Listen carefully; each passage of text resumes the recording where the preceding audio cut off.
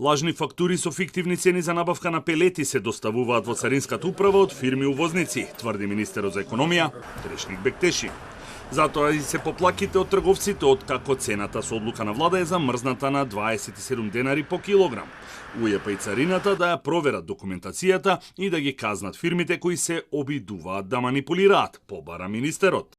Во цената која е пријавена во Царинската управа за месец октомври е 24 денари по килограм.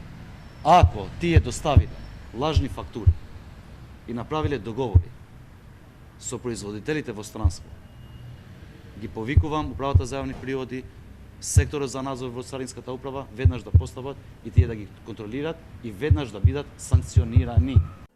Кога станува збор за цените на прехранбените продукти и најавеното поевтинување, очекувањата се дека ќе бидат во првата недела од декември, бидејќи од тогаш и прехранбената индустрија се префрла под капата на СМ продажба и ќе плаќа цена од 80 евра за мегават час струја.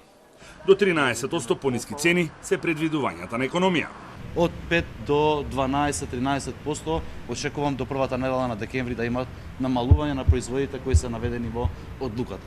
Ако нема намалување од толкова проценти, во зависност од производите секако дека ќе ги донесеме новите мерки кои се веќе подготвени од Министерството за економија.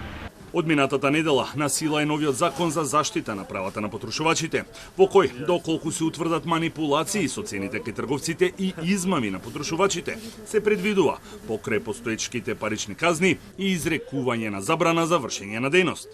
Во законот се јасно дефинирани начините на кои ќе се одвиваат акциите и промотивните периоди во маркетите и продавниците, како и сезонските намалувања, кои ќе ги има во два наврати, летно од 25 август до 25 септември и зимско од 25 декември до 25 јануари наредната година. Кога станува збор за продажба на стоки на кои им изминува рокот на употреба, трговците се должни физички да ги одвојат од другите артикли и видливо да означат дека рокот истекува.